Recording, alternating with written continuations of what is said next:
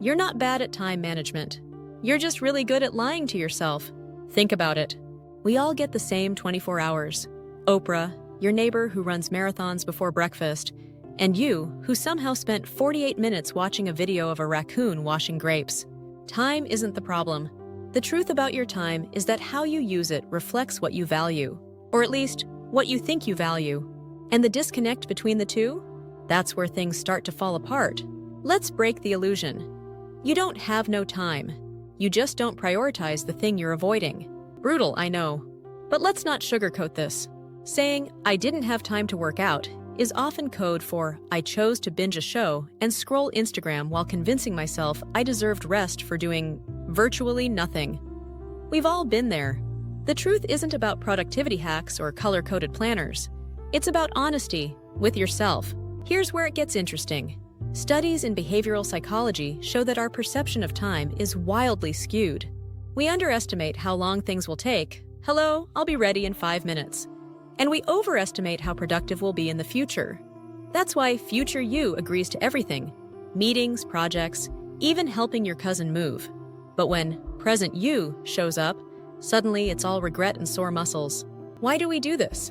Because we're playing a psychological game called temporal discounting. We treat the future like a magical land where we'll have more energy, more discipline, and somehow, more time. Spoiler alert, that land does not exist. If anything, future you is just as tired, distracted, and Netflix-prone as present you. So how do we fix it? First, track your time. Not what you think you do, but what you actually do. For 3 days, write down how you spend your hours. Yes, even the 17 minutes you spent rereading the same paragraph because your brain decided to go on a mini vacation. Why? Because data doesn't lie.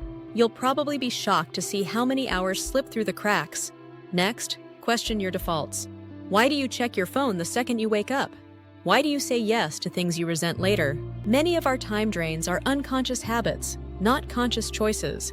The key is to bring awareness to the autopilot. When you know your patterns, you can change them. Now let's talk priorities, because "I don't have time" is really just, it's not a priority in disguise. Try this experiment. Take something you've been procrastinating on and say out loud, "It's not a priority for me." For example, "Exercising isn't a priority for me." Ouch! That stings, right? But it also reveals what you really believe. And sometimes that discomfort is exactly the wake-up call we need. The truth about your time is also the truth about your attention. Because time is fixed, but attention is what gives time its value.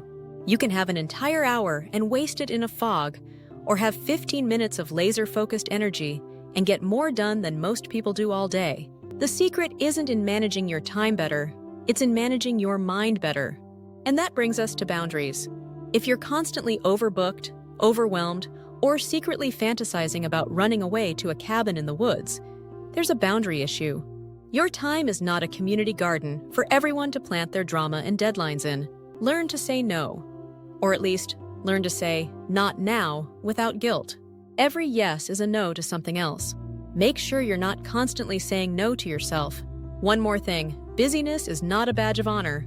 Somewhere along the way, we turned "I'm so busy" into a weird flex, as if constant exhaustion proves your worth. But what it really proves is that you're burning your energy on things that may not even matter to you. Being busy is not the same as being fulfilled. Don't confuse movement with meaning.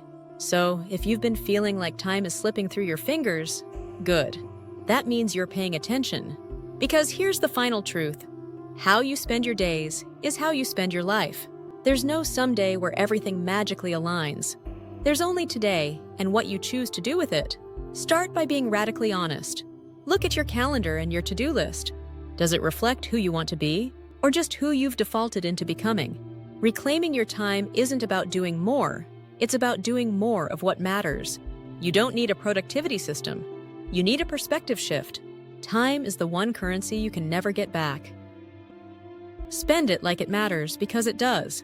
Now, if you made it this far, you've already proven you're capable of giving your attention to something meaningful. The next step? Choose intentionally, because the truth about your time is also the truth about your life. If you found this video meaningful, drop a comment below and share your experience. Please don't forget to like, subscribe, and share it with someone who might find this content useful. And as always, thank you for listening, and we'll see you next time.